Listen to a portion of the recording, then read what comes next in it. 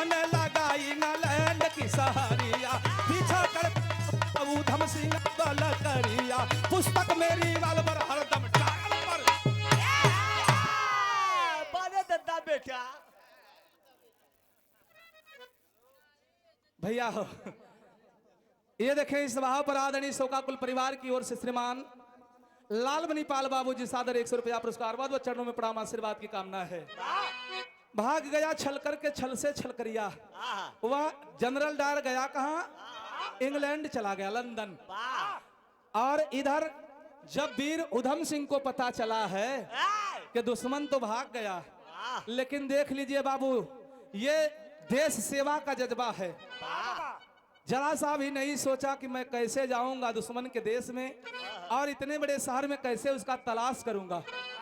पहुंच गया, पीछा करते पहुंचा उधम सिंह बलकरिया और पुस्तक में रिवाल्वर हरदम डायर पर नजरिया, एक किताब में एक पुस्तक में अपने रिवाल्वर को छिपा करके और लंदन शहर में उसकी तलाश कर रहा है, उसे खोज रहा है।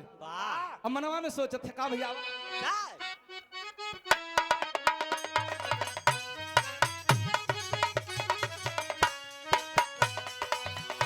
अरे भारत माता भारत माता भारत माता, अरे भारत माता जाए गूंजे दिल में हरदम नमावा, अरे बंदा नावा का ना जाओ जाओ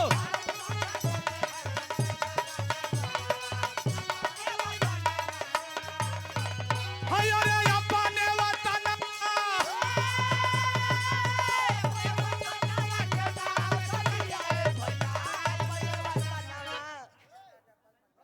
50 रुपया पुरस्कार श्रीमान राजा पाल मझारी की धरती से 50 वापस केदा।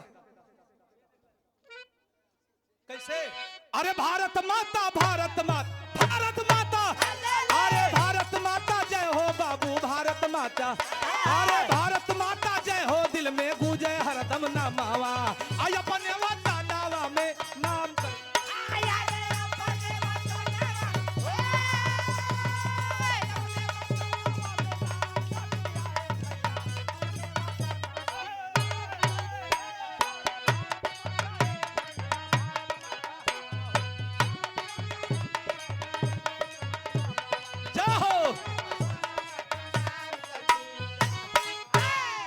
भारत माता जय हो गूंजतबा हरदम नमवा और अपने वतनमा का नाम कर दिया।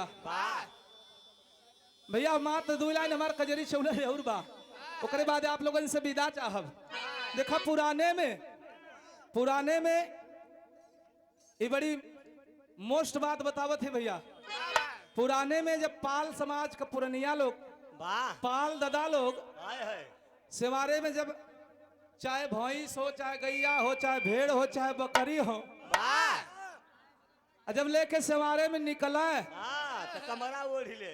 नहीं सावन भादव में खुन्नी भाई, सावन भादव के महीना में गावे कैसे गावे?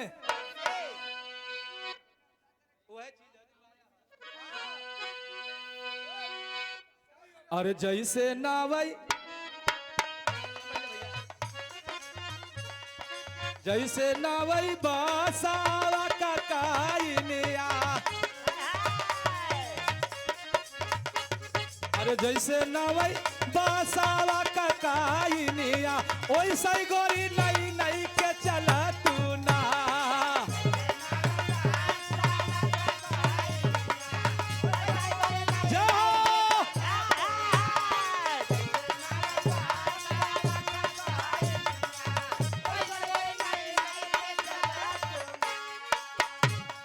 सवरिया नई नई के चल तू ना,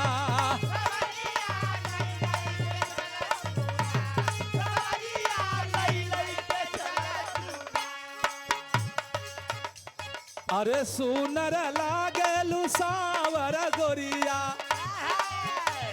अरे सुनर लागेलु सावर गोरिया, वैसा नई नई के चल तू ना।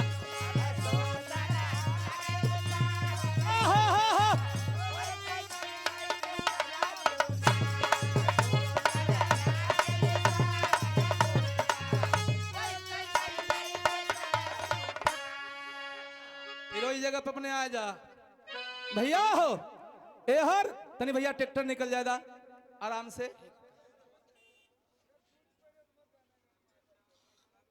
शांति व्यवस्था कायम रहे और